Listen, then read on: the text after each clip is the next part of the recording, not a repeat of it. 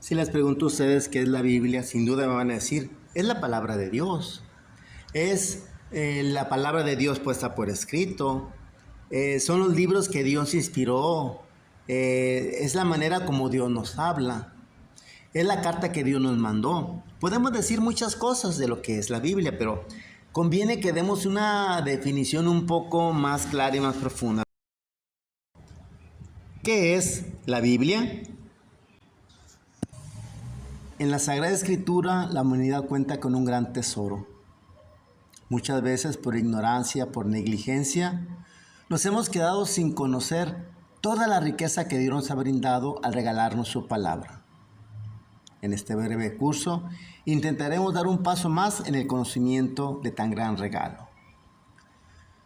No es posible definir en pocas palabras lo que es expresión viva y salvífica del amor de Dios por nosotros, pero sí podemos intentar una descripción. Ahí les va.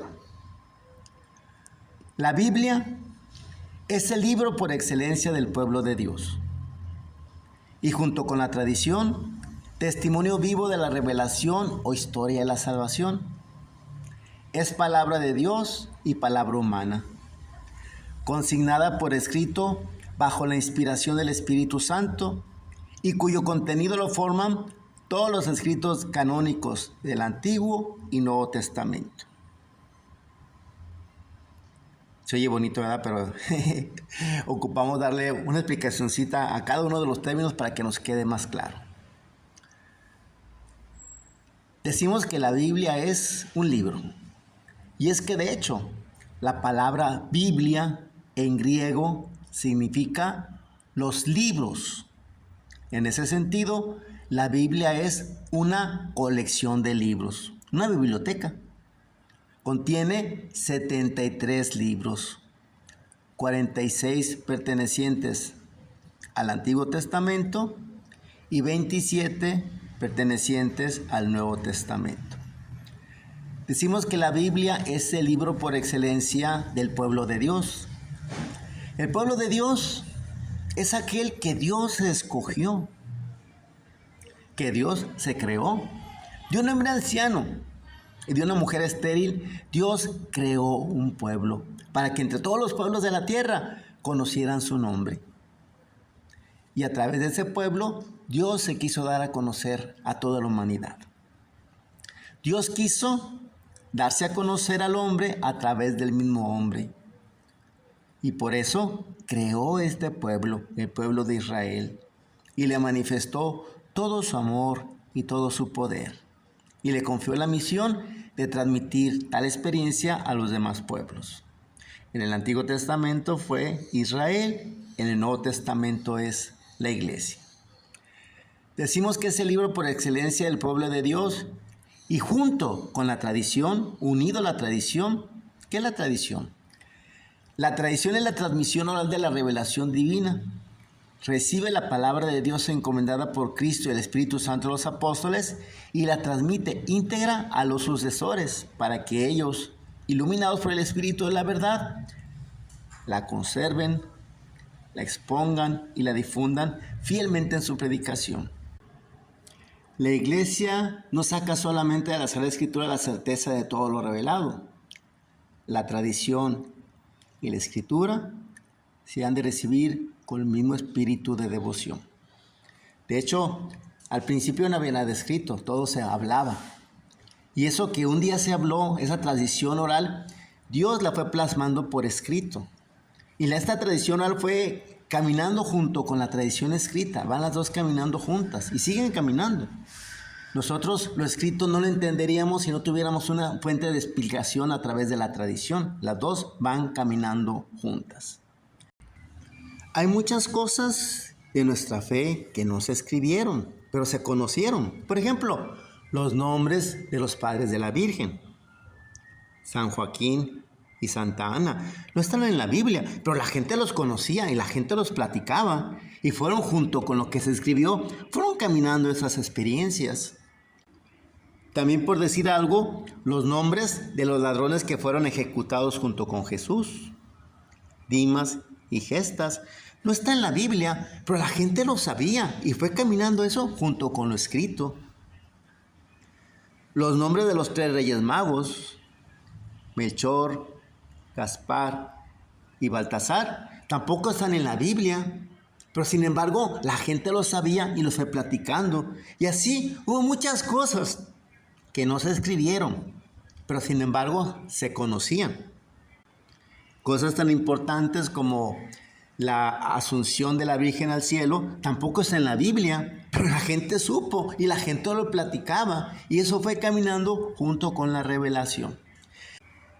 Y en un momento se cerró la revelación escrita, ya se dejó de escribir. Pero la tradición oral siguió hablando, y ha seguido caminando junto con la palabra. Y nos ha ayudado a entender la palabra. Y nos ha ayudado a determinar cuáles libros eran inspirados y cuáles no. Y nos ha ayudado a ir adecuando la palabra a las épocas diferentes. Actualmente esta tradición está presente en el magisterio del Papa, en el magisterio de los obispos, en el magisterio de la Iglesia. Los documentos de la Iglesia van iluminándonos la manera como nosotros podemos entender y aplicar en esta vida la palabra de Dios. Las dos van caminando juntos. Por supuesto, la Biblia tiene un valor muy grande. La Biblia es la palabra de Dios, es revelación. No tenemos algo más grande que la Biblia, pero la tradición camina junto con ella. Incluso podemos decir que las palabras que fueron escritas provienen de la tradición, van unidas. Y fue la tradición la que defendió cuáles libros eran inspirados y cuáles no, porque ella fue la que reconocía cuál era la experiencia de Jesús. Es muy interesante ver esto de la tradición. Para nosotros los católicos, pues, aceptamos la palabra de Dios, pero iluminada y acompañada por la tradición. Por supuesto, la primacía la tiene la palabra de Dios, pero su valor también lo tiene la tradición. Decimos que es el libro por excelencia del pueblo de Dios y junto con la tradición, testimonio vivo de la revelación o historia de la salvación. ¿Qué es la revelación? La revelación es la manifestación que Dios hace de sí mismo a los hombres de una manera sobrenatural y directa, por medio de palabras y de obras, de una manera gradual y progresiva, con el fin de que lo conociéramos con absoluta certeza y sin errores, y pudiéramos amarlo y hacernos partícipes de los beneficios divinos que nos ofrece. Dios se revela, se nos da a conocer de una manera clara, directa, de una manera sobrenatural. Porque Dios se da a conocer también a través de la naturaleza, a través de los acontecimientos, a través de tantas cosas, intuimos la presencia de Dios. Pero esa manera de revelarse a Dios puede prestarse a malas interpretaciones. Por ejemplo, los aztecas intuyeron que Dios estaba presente en el sol, pero pensaban que era su dios Huitzilopochtli. Y como al atardecer el horizonte se pone rojo, pensaban que Huitzilopochtli perdía sangre y por eso hacían sacrificios humanos para darle sangre al sol. Entonces, de algo que la naturaleza les hablaba por los aztecas era una muy mala interpretación. Por eso Dios no solamente deja que interpretemos, sino que Él directamente se nos ha dado a conocer. La revelación, pues, es la manera como Dios se nos ha dado a conocer. A través de palabras, porque ha habido gente a la que se ha revelado y le ha hablado para que nos transmitan sus palabras. A través de las obras, a través de la cual nos va salvando. Todo esto de una manera gradual, poco a poco y progresivamente. En el Antiguo Testamento hubo cosas que la gente no podía entender y Dios las fue llevando poco a poco hasta revelarlas plenamente en el Nuevo Testamento. Así es. Todo esto para que lo conociéramos con absoluta certeza y sin errores. Porque no podríamos amarlo si no lo conocemos. Por eso Dios se preocupó de que lo conociéramos y se nos dio a conocer plenamente a través de la revelación. Decimos que la Biblia es el libro por excelencia del pueblo de Dios, junto con la tradición, testimonio vivo de la revelación o historia de la salvación. ¿Qué es la historia de la salvación? Pues es la narración de las intervenciones de Dios para salvar al hombre y de las actitudes del hombre frente a tales intervenciones a lo largo de los siglos. Dios habla y Dios actúa. Y las palabras nos aclaran las acciones y las acciones nos aclaran las palabras. Las dos van muy unidas. Dios no nada más nos mandó una carta a ella y léala, no. Dios intervino en la historia del hombre. Y al intervenir, actuó y habló. Entonces la historia de la salvación es ese conjunto, toda esa narración de esas intervenciones de Dios para salvar al hombre y la manera como el hombre ha respondido, porque no siempre hemos respondido de la mejor manera. Seguimos diciendo que la Biblia es el libro por excelencia del pueblo de Dios, junto con la tradición, testimonio vivo de la revelación, historia de la salvación. Es palabra de Dios y es palabra humana. ¿Cómo es eso que es palabra de Dios y es palabra humana? Miren, para que comprendiéramos de su amor, en su gran condescendencia, Dios adopta su lenguaje a nuestra naturaleza. La palabra de Dios se hace semejante al lenguaje humano, como la palabra del Eterno Padre, asumiendo nuestra condición humana, se hizo semejante a los hombres. Así como Jesucristo es Dios y es hombre, la Biblia es palabra humana y es palabra divina. Dios se reveló pues a un hombre determinado. Y no le dictó, a ver, escribe punto y coma, con punto y coma escribió. No, Dios no dictó, Dios inspiró. Y el hombre puso por escrito conforme él podía y conforme él sabía. Por ejemplo, Isaías, que era un gran letrado, que era un hombre muy instruido, pues escribe unos poemas bellísimos. El libro de Isaías es una joya de la literatura. En cambio, por ejemplo, Amós, que era un campesino que Dios sacó de andar cuidando su rebaño y de andar cultivando sus higos y lo trajo a predicar, pues el hombre casi escribía con los pies. El hombre escribe de una manera muy burda, porque es lo que él podía hacer. Dios se revela y el hombre inspirado escribe conforme él puede. Es el hombre el que puso de sí al escribir y es Dios el que puso de sí al inspirar. Por eso la Biblia, al tiempo que es palabra de Dios, también es palabra humana. Hay que entender que debemos de saber interpretar la Biblia también en el aspecto en lo que el hombre hizo en medio de lo que Dios le inspiró. Seguimos diciendo pues que la Biblia es el libro por excelencia del pueblo de Dios, junto con la tradición, testimonio vivo de la revelación, historia de la salvación. Es palabra de Dios, palabra humana, consignada por escrito bajo la inspiración del Espíritu Santo.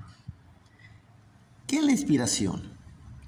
La inspiración es una gracia del Espíritu Santo por la que Él ha movido a determinados hombres para que anunciaran y escribieran la palabra con que Dios se nos manifiesta. Para esta tarea ellos usaron de todas sus facultades y talentos. De este modo, obrando Dios en ellos como verdaderos autores, pusieron por escrito todo y solo lo que Dios quería. Vuelvo a decir, los que tenían más instrucción escribían mejor que los que tenían menos inscripción, pero el valor de la palabra no depende tanto de las cualidades artísticas del medio, sino del mensaje que Dios a través de ellos quiso darnos. Pero ellos hicieron lo que pudieron. Fueron inspirados, escribieron como ellos pudieron conforme los recursos que ellos tenían. Vuelvo a decir, por eso la Biblia es palabra de Dios y es palabra humana. Seguimos diciendo que la Biblia es el libro por excelencia del pueblo de Dios, que junto con la tradición es testimonio vivo de la revelación o historia de la salvación. Es palabra de Dios y palabra humana, consignada por escrito bajo la inspiración del Espíritu Santo, y cuyo contenido lo forman todos los escritos canónicos del Antiguo y Nuevo Testamento. Canónicos, ¿eso qué significa? Bien, el canon es la colección o lista de los libros inspirados por Dios, recogidos por la Iglesia y reconocidos por ella en declaración oficial como norma de la verdad salvífica en virtud de su origen divino. El criterio para admitir la canonicidad de un escrito es la asistencia del Espíritu Santo a través del testimonio autorizado e infalible de la Iglesia. La misma Iglesia, inspirada por Dios, ha creado la Escritura como su elemento constitutivo. Primero se constituyó la Iglesia antes que la Biblia. Entonces, la Biblia fue escrita por la iglesia. La iglesia es el pueblo de Dios, es donde Dios está presente, el Espíritu Santo fue el que hizo nacer a la iglesia, el que lo ha usado como un instrumento. Y de la misma manera, pues le usó también como un instrumento para darnos la escritura. La iglesia es la que en medio de tantos escritos, porque se escribieron muchos escritos, no crean que nada más esos 73 que conocemos como inspirados son los únicos que se escribieron en esa época sobre este tema. Hay muchos otros escritos.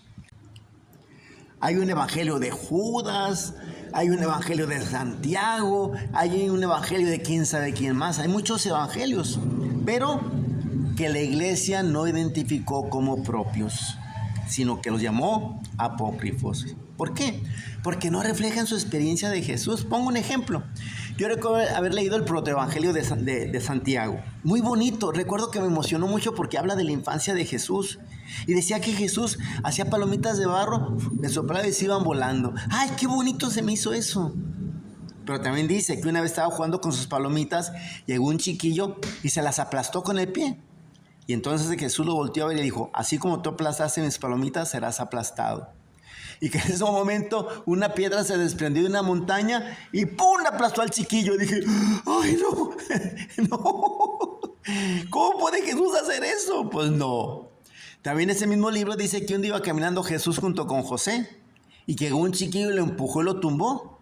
Y entonces Jesús dijo, así como tú me tumbaste, te caerás para no levantarte. Y ¡pum! Que el chiquillo cayó muerto de inmediato. Entonces, no, este no es el Jesús del Evangelio. Hay muchos escritos, pero que no reflejan la experiencia, en muchos aspectos no reflejan la experiencia de la iglesia. Por ejemplo, el Evangelio de Judas, que fue escrito por un grupo herético llamado los gnósticos, que decían que el Antiguo Testamento era el Dios malo y que el Nuevo Testamento era el Dios bueno. Ellos hacían una división. Entonces, en ese Evangelio están los apóstoles rezando el Padre Nuestro, llega Jesús y se ríe de ellos. Maestro, ¿por qué te ríes de nosotros? Porque están perdiendo su tiempo rezándole al Dios malo. Oye, pues si Jesús les enseñó el Padre Nuestro, ¿cómo se iba a burlar de ellos? Pues no, esos libros no reflejan la experiencia de la iglesia. La iglesia fue viendo cuáles libros sí la reflejaban y fue escogiendo, haciendo un canon, este sí, este no, este sí, este no, y escogiendo. Asistidos por el mismo Espíritu Santo, vuelvo a decir, no pusieron los que a ellos se les ocurrió. El Espíritu Santo los inspiró para que fueran escogiendo los adecuados. Existen varios cánones. Existe el canon palestinense o corto y el canon alejandrino o largo. Los protestantes y los judíos usan el canon corto, el canon palestinense. ¿Cómo se hizo este canon? Ese canon se hizo cuando, ya estando los cristianos presentes, ya estando trabajando los cristianos, ya estando pues ganándoles el terreno a los judíos, pero tremendamente, los judíos tuvieron miedo que los cristianos los absorbieran, porque muchos judíos empezaron a ser cristianos. Muchos fariseos se hicieron cristianos, fueron la base de la iglesia. Mucha gente de esa que atacó a Jesús después se hicieron cristianos. Entonces, en un determinado momento, los judíos reaccionaron expulsando a los cristianos y apartándose de los cristianos. Y entre las cosas que se apartaron fue la escritura. Ellos nunca habían hecho un canon. Y entonces se pusieron a hacer uno. ¿Con qué criterios? Libros escritos solamente en Palestina, solamente escritos en arameo. ¿Por qué? Porque la iglesia seguía el otro canon, el canon alejandrino o el canon largo. Cuando los judíos fueron mandados al destierro, hubo comunidades en muchas partes del mundo. En Alejandría hubo una gran comunidad judía, muy intelectual. Se empapó de ese espíritu del helenismo, de esa cultura elevada de los griegos, y fueron gente muy culta. Como toda la gente que vive en otro país, pues empiezan a hablar el idioma del país. Ya muchos de ellos ya no hablaban hebreo, hablaban griego. Y entonces muchos de ellos ya no podían leer la escritura en hebreo. Entonces vieron la necesidad de pasar las escrituras al griego. Dice la tradición que se juntaron 70 sabios para hacer la tradición, la Septuaginta, o la traducción de los 70. Pero en esa traducción, ellos ya incluyeron otros libros que se fueron escribiendo en esas comunidades. Hubo libros que ya nacieron en esas comunidades, que fueron escritos por judíos, que reflejaban la experiencia de los judíos, pero fueron escritos en griego porque ellos ya hablaban griego. Pues entonces esos libros fueron excluidos por el canon palestinense. Pero, curiosamente, un libro que fue escrito en Palestina, que fue escrito en arameo, pero que lo usaban mucho los cristianos, el libro del Eclesiástico, también los judíos lo echaban para afuera, porque lo usaban mucho los cristianos. En realidad ellos solo querían defenderse de los cristianos. Su canon palestinense no tuvo otra intención que defenderse. Los protestantes, cuando se separan de la Iglesia Católica, también quisieron separarse de los católicos. Y entonces ellos adoptaron el canon palestinense por la misma razón. Simplemente para distinguirse de los católicos. Estos libros que no tienen los protestantes, nosotros los llamamos deuterocanónicos, de la segunda ley, que fueron adquiridos por la iglesia pues en un segundo momento. Y son sobre todo libros escritos que nos hablan la época del destierro. Casi todos ellos son de esa época del destierro, posteriores al destierro. Son el libro de Tobías, el libro de Judith, el libro de la sabiduría, el libro del Eclesiástico, el libro de Baruch, primer libro de los Macabeos, el segundo libro de los Macabeos y unas adiciones al libro de Esther y al libro de Samuel. Esos son los escritos deuterocanónicos que la iglesia desde siempre ha aceptado como inspirados y que los protestantes y los judíos pues no los aceptan, ¿verdad? Bueno, ya casi acabamos con la descripción. Decimos que la Biblia es el libro por excelencia del pueblo de Dios, junto con la tradición, testimonio vivo de la revelación o historia de la salvación. Es palabra de Dios, es palabra humana, consignada por escrito bajo la inspiración del Espíritu Santo, y cuyo contenido lo forman todos los escritos canónicos del Antiguo y Nuevo Testamento. ¿Qué es eso del Antiguo y Nuevo Testamento? Bueno, la palabra testamento es lo mismo que la palabra alianza. Es una especie de contrato que se celebraba antiguamente por medio de un sacrificio o de un banquete. Es solo un símbolo para expresar la relación amorosa de Dios con su pueblo. Dios quiere vivir en relación con nosotros, una relación comprometida. El amor es una fuerza que va de aquí para allá y de allá para acá, o no es amor. El amor implica compromiso o no es amor. Por eso Dios, que ama a su pueblo, quiere ser amado por su pueblo. Y la manera de amarse es a través de esta alianza. En el Antiguo Testamento, Dios hizo una alianza con su pueblo, el pueblo de Israel, a través de Moisés en el monte Sinaí. Y en el Nuevo Testamento, Dios hace una alianza con la iglesia a través de Jesucristo. A través de su pasión, muerte y resurrección, y sobre todo se sella el día de Pentecostés. Hay una continuidad entre ambos testamentos. El antiguo prepara el terreno para la manifestación del nuevo, y el nuevo le da plenitud al antiguo. Están unidos.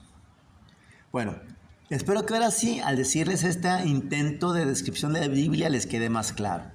¿Qué es la Biblia? La Biblia es el libro por excelencia del pueblo de Dios. Y junto con la tradición es testimonio vivo de la revelación o historia de la salvación. Es palabra de Dios y es palabra humana. Fue consignada por escrito bajo la inspiración del Espíritu Santo y cuyo contenido lo forman todos los escritos canónicos del Antiguo y Nuevo Testamento. Espero que con esto nos quede un poquito más claro acerca de lo que es la Biblia.